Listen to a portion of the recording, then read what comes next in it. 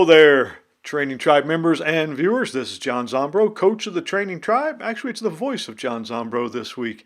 Anyway, wanted to tell you about the programming we have for the week of December 6th, and we're in our agility block.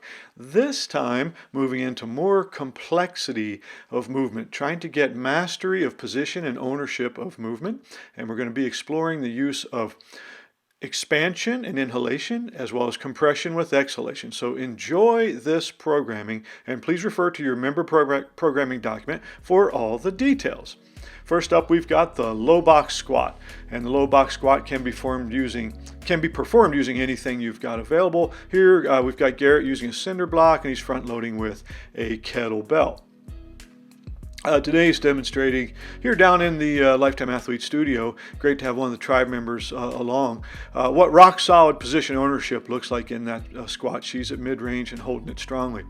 We've got Brian here performing the 1990 pullover. That's 90 degrees at the hip, 90 degrees at the knees. Shins are tabletop, back is flat. Big inhalation on the reach over, then exhale as you pull down.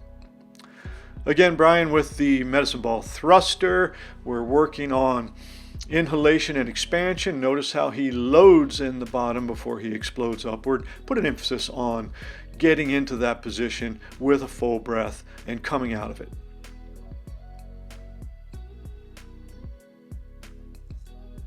Next up, we've got the ISO step downs, and those are great exercises because they work that stance leg. Here, I believe Garrett's using a 14-inch box and stepping down holding. He's weighting a bit with the medicine ball. That's optional, but he's an advanced performer.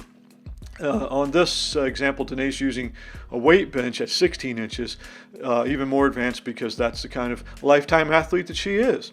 Okay, this is one of our toughest exercises. These are the row releasers. You're going to hold a body weight row, probably in a flex position if you can stand to do so, and then do those releases and shoulder taps.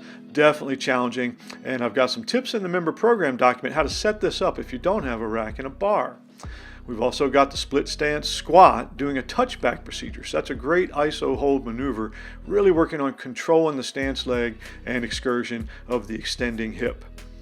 You've got the push-up taps. These can be done from a locked out position, but Garrett's showing a more advanced way of being near mid-range in a flex position because he's incredibly strong. Great movement for you. Now we're on the oscillatory movement. These are the lunge pulsers, trying to keep that excursion down to an inch or two at most. And again, here's Danae giving us an example of where you want to lock in at that mid-range. Notice those near 90-degree bends at each knee and upright torso. Brian's doing the push-up pulser, so now he's doing an oscillatory push-up. Same thing, working in mid-range, just controlling. He's doing it again with the squats, and you'll find these to be very interesting yet deceptively challenging movements.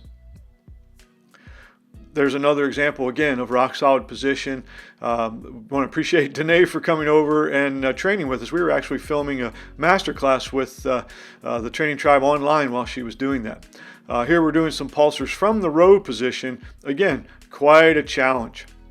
Now we're moving on to what we're doing in workout B in the primary. That's a high box squat. He's using a high back or barbell load. You can load that any way you've got your equipment available, but go about 3/4 depth and work on compressing and exhaling strongly as you go up. Another complex exercise, I don't program it in too often. You're going to have to practice this, but this is the dumbbell hang snatch. From the hang position with what you deem to be moderately heavy dumbbells for this exercise, you're going to explode upward, driving through the hips, lock out overhead as you sink down, and then stand upright. Got the kettlebell swing. It's versatile. In this example, Garrett has shown us using a relatively heavy kettlebell with a little bit of a protected range of motion to get that compression. Now we're on to some interval training, the square, step, and squat. Before we can do really challenging agility work and plyometrics, we want to get some loading into these tissues in this manner, plus conditioning. Now the low box depth drop, you can drop off anything you've got available. It could even be a board or a book, so you don't have to go too high, but we're going to drop and stick. Really work on that connective tissue robustness and being able to handle load and force and move like a beast. Okay, medicine ball crunch and toss. If you can rock this with a stash, it's even better. But great work on the old ab trunk core complex, and then we move into the lateral lunges. All of this sequence is in your member programming document, and you're actually doing minutes of these exercises with 30 seconds rest. So it's pretty spicy, pretty zesty, if you know what I'm saying. Okay, that's it for this week. Rock on, guys. Enjoy the training. Thank you so much.